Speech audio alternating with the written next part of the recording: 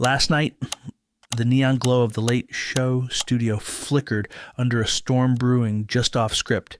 Enter Jasmine Crockett, a Texas congresswoman with a lawyer's bite and a reputation for speaking blunt truths. No, she wasn't here to play nice.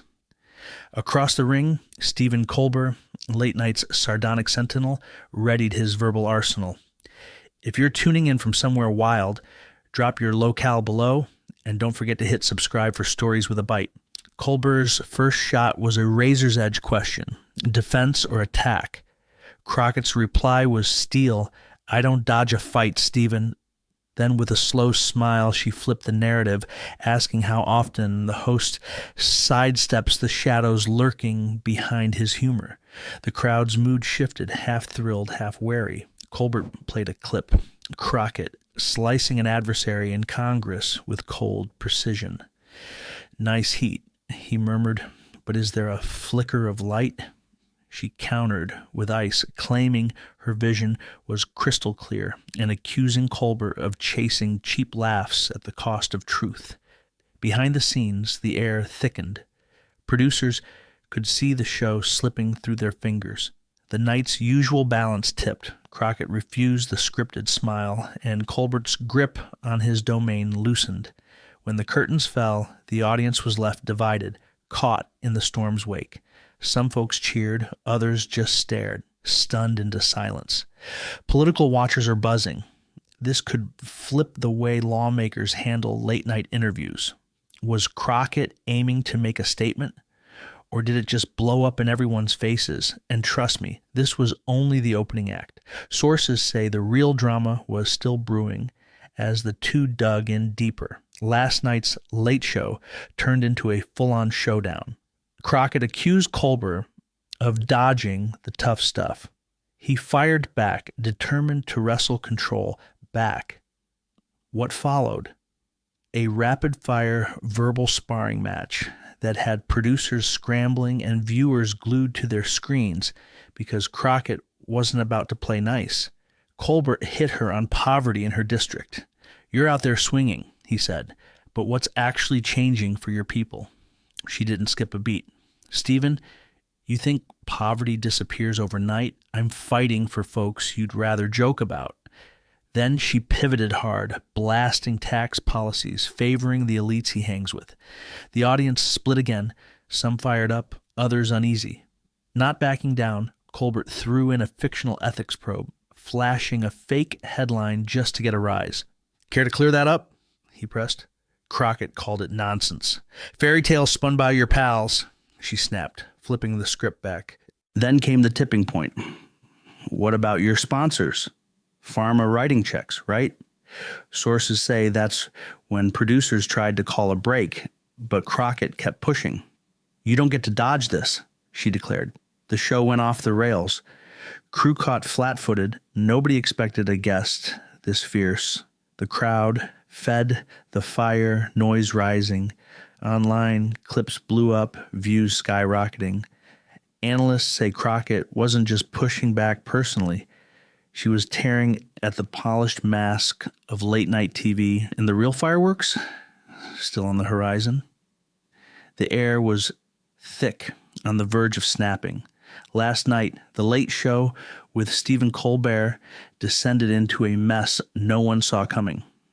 Representative Jasmine Crockett, a woman who doesn't back down, pushed the clash with the host into a meltdown that might rewrite the playbook. When she refused to let producers cut the feed, the segment spun out of control, leaving Colbert struggling to keep the pieces together. What unfolded was no scripted TV spat. It was a raw brawl, exposing the fragile veneer of late-night glam. Colbert, clearly shaken, tried to slide back in with a smirk. You keep us guessing, Jasmine, he said, then tossed a fresh grenade. A bogus donor dinner with oily money men. How does that fit your people's champion story?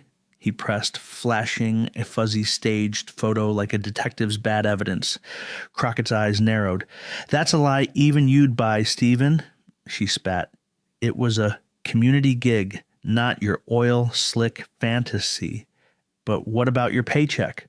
Who's underwriting this desk? She pointed at his corporate sponsors, igniting the room like a match in a powder keg. The charge flipped everything. Crockett faced the crowd like a gunslinger at high noon.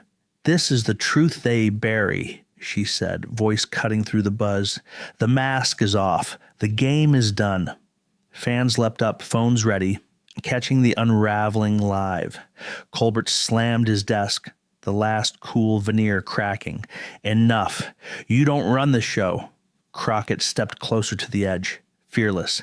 "It's not your throne," she said, commanding the room. Producers waved frantically for backup, but the chaos stayed live, broadcast to millions. In the dim glow behind the scenes, the crew was torn. Half wanted to cut the cord, half smelled a scandal ripe for ratings.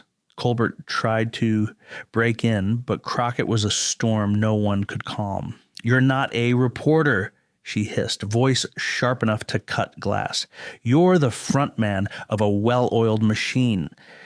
The crowd was a tinderbox, ready to explode, cheers and jeers echoing through the studio. A lone voice cried out, "Finish him!" Backstage, a producer muttered, "We've lost this one." Then Colbert's voice snapped, "Get her out!" A phrase that hung in the air, caught clear by the mics. Crockett turned, eyes burning with defiance. "You don't tell me when I'm done," she said, ripping off her mic like shedding a skin and tossing it down with a heavy thud. Security froze, caught in the limbo of protocol versus chaos. The studio roared louder while the world outside lit up screens and timelines. Clips of Crockett's stand spread fast, sparking fiery debates on the fragile armor of late-night civility. When the feed went black, the silence was thick. Colbert, alone with the wreckage, and Crockett, already the author of a new narrative, one of resistance and raw truth. The night's reverberations were just beginning to shake the airwaves, signaling a shift no one saw coming. Drama alert. Critics slammed her like a toddler throwing a fit, accusing Crockett of hijacking the spotlight for pure clout chasing. But hold the phone. Analysts popped in, calling it a power coup. "She smashed the guest star rulebook," one said, proving late night's polished act isn't invincible. Poor Colbert. Sources say he's steamed, with his PR ninjas drafting a spirited debate cover story. Meanwhile, Crockett's camp is popping champagne. Rumor has it she's plotting a TV spinoff to keep the fire blazing. Her district buzzing like a beehive on caffeine, with calls begging her to bring the heat back. Ratings exploded, but the show's glimmer scratched. Experts warn late nights got a dilemma: welcome the rebels or slam the velvet ropes. Crockett's dramatic exit rewrote the rules, turning a late night dust-up into a cultural bombshell. What started as a fiery showdown now sparks debates about politics, media, and power. Days later, the internet is still losing its mind. Her "they can't hush the truth" tweet skyrocketed past 100K retweets. TikToks flooded with fan edits. Supporters are flooding her inbox, calling her the voice of the people. And a grassroots petition demands she headline every show. Talk about making waves. Critics circled like sharks, one calling her a loose cannon who torched a bridge just for a headline. The web erupted. Memes of Colbert's slack-jawed stare became the town's new catchphrase. When your guest flips the script, Crockett's walk-off, legendary. Behind the curtain, Colbert's camp shifted tactics. Next night's monologue was a damage control play, painting the brawl as a lively night gone sideways. Ratings held firm, fed by a younger crowd craving unscripted chaos. But the hit to Colbert's rep, a stubborn bruise. Word is, he's thinking twice about who he invites next. The booking crew's caught in a dilemma: chase the firebrands or button up tight. Meanwhile, Crockett's got her claws in deep. Whispers say she's eyeing a primetime interview, ready to rip apart the media's spin machine. Political whispers murmur about a 2026 Senate bid gaining steam. She turned a late-night slot into a rallying cry, firing up her district's base. Her silence on Colbert's thrown accusations, fuel on the fire, letting fans chant her name while critics stew in the shadows. The big picture? Late-night TV's a house of cards on the edge.